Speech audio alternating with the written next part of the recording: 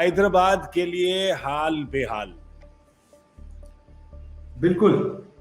और हम जो कह रहे थे कि आपके पास जो सबसे बड़ा वेपन है उसको अगर आप इस्तेमाल करोगे नहीं सही टाइम पे, तो बाद में वो 3 विकेटों का क्या फायदा है, जब तब तक तो गेम बन गया था सीएसके के लिए। और दूसरी बात, जब आप देख रहे हो कि ये जो दो बल्लेबाज हैं, एक तो अपने जो गायकवाड साहब है और दूसरे फैफ डुप्लेसिस साहब, ये पेस बड़ा अच्छा इस्तेमाल कर रहे थे, तो आप राशिद को ला सकते थे, तभी अटैकिंग फील्ड लगा सकते थे। मुझे ये समझ में भी नहीं आया कि लास्ट लास्ट में आप स्लिप लगा रहे हो, फिर उसके बाद बैकवर्ड शॉर्ट लेग लगा रहे हो। ये मैच पूरा बनने के बाद आप ये कर रहे हो, आप पहले तो कर सकते थे। मैच तो पहले से ही बनता है ना, आपको पता है कि ये जो पार्टनरशिप है इसको तोड़े, रैना को लाए तो कुछ और होगा, पर वो हुआ नहीं, बहुत देर हो गई थी। या वीरू, कुछ कप्तानी के बारे में थोड़े खोए खोए से लग रहे थे। पता नहीं टीम की स्ट्रैटेजी भी, जैसे प्रज्ञान ने कहा, बड़ी खोए खोई सी लग रही थी कि जो पहले होना चाहिए था बाद में, जो बाद में वो पहले ऊपर है वो नीचे, नीचे ऊपर। अच्छा, मुझे लगता है जो पर्पल पैच है हैदराबाद में वो सिर्फ ओझा के पास है और किसी के पास नहीं है। आज हमारे ओझा जी पर्पल पैच पहन के आए हैं। ये पैच उनको शिफ्ट करना पड़ेगा हैदराबाद की टीम के लिए, क्योंकि उनका पर्पल पैच आएगा तभी कुछ होगा। क्योंकि आज जिस तरीके से बल्लेबाजी की डेविड वार्नर ने और फैफ डुप्लेसी ने, दोनों फॉरेन प्लेयर्स है, दोनों फिरोजशाह कोटला की विकेट पर खेल रहे थे, लेकिन बैटिंग में दोनों का डिफरेंस कितना देखने को मिला। तो शायद मुझे लगता है कि जो अप्रोच थी ना कप्तान की आज, वो बैटिंग करने गए जब तब से ही स्लो थी और अंत तक स्लो ही रही, तो ऐसे एक्टिव नजर आए नहीं वो ग्राउंड पर। तो खैर मैं तो वैसे भी इतना हाईली रेट नहीं करता उन्हें कैप्टनसी में, बट जो तो कुछ चीजें वो अच्छी करते थे ना पहले, वो शायद नहीं की उन्होंने। क्योंकि आप जितनी मर्जी बात कर लो, केन विलियमसन इस टीम का हिस्सा है, बट वो कितने सजेशन देंगे कप्तान को कि ऐसा करो वैसा करो, क्योंकि बहुत बारी कप्तान सुनता है और उनको अमल नहीं करता। लेकिन अगर केन विलियमसन कप्तान होते खुद, तो वो बहुत सारी चीजें कुछ अलग करते हुए नजर आते हैं आपको, क्योंकि उनको अहमियत मालूम है कि अगर आउट नहीं करेंगे तो मैच यहाँ पर जीतेंगे नहीं। तो प्रज्ञान ओझा ने बिल्कुल सही कहा, क्योंकि वो पर्पल पैच में है, कि राशिद खान को अगर पहले लाते और वो पावर प्ले में अगर 1 या 2 आउट करके देते आपको, तो आपका दबाव बना पाते चेन्नई के ऊपर, और दबाव होगा चेन्नई के ऊपर तभी शायद आप जीत पाओगे, वरना तो मुश्किल है। टीम बहुत स्ट्रांग है।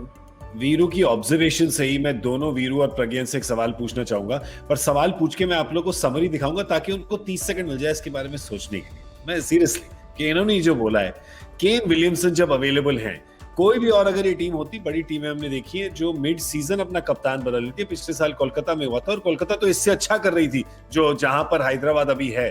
आपके पास है एक मंजे हुए कप्तान है, केन विलियमसन है, अनुभवी कप्तान है।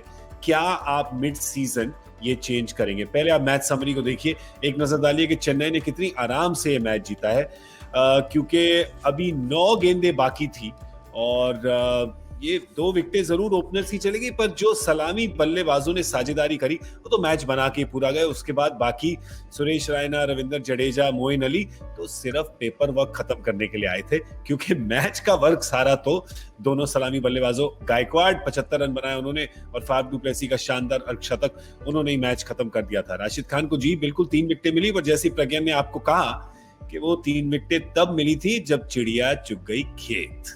आइए अब आते हैं, कौन देगा इस सवाल का जवाब? पहले वीरू, आपने बोला था ये केन विलियमसन की कप्तानी के बारे में, तो आप ही बताइए, क्या आप ऐसा करेंगे?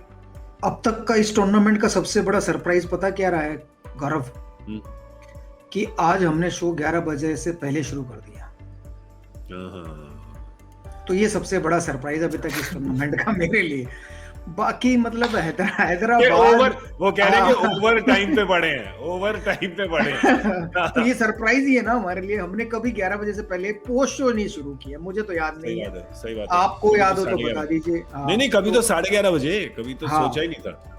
तो एक तो ये बहुत बड़ा सरप्राइज है मेरे लिए। लेकिन आपने कहा कि हाँ भाई, मिड सीजन में क्या कप्तान बदला जा सकता है? जरूर बदला जा सकता है मिड सीजन में कप्तान, क्योंकि पंजाब ने भी बदला है, कोलकाता ने भी बदला है, शायद हैदराबाद भी बदल सकती है, बट उनके जो सिलेक्टर्स हैं उनको ऐसा नहीं लगता कि उनको कप्तान बदलना चाहिए, क्योंकि उनका जो फॉर्म है, बिलीव है, वो डेविड वार्नर पे ज्यादा है, क्योंकि उन्होंने एक ट्रॉफी जिताई है, वो 2-3 साल से रेगुलर कप्तानी कर रहे थे।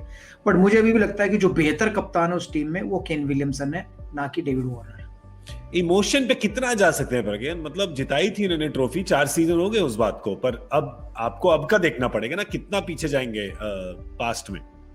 देखिए, आप, मैं और विरूपा तो इमोशनल होते नहीं है, बहुत ज्यादा प्रोफेशनल है और प्रैक्टिकल है, लेकिन वो थोड़ा इमोशनल हो गए हैं, इसीलिए ही वो अभी तक डेविड वार्नर के साथ टिके हुए हैं, और वो दर्शाता भी है कि वो उनके नंबर 1 प्लेयर है। अभी तक कभी डेविड वार्नर को उन्होंने ऐसे बाहर रखा नहीं, जब भी वो अवेलेबल रहते थे उनको कप्तानी दी और उनको खिलाया।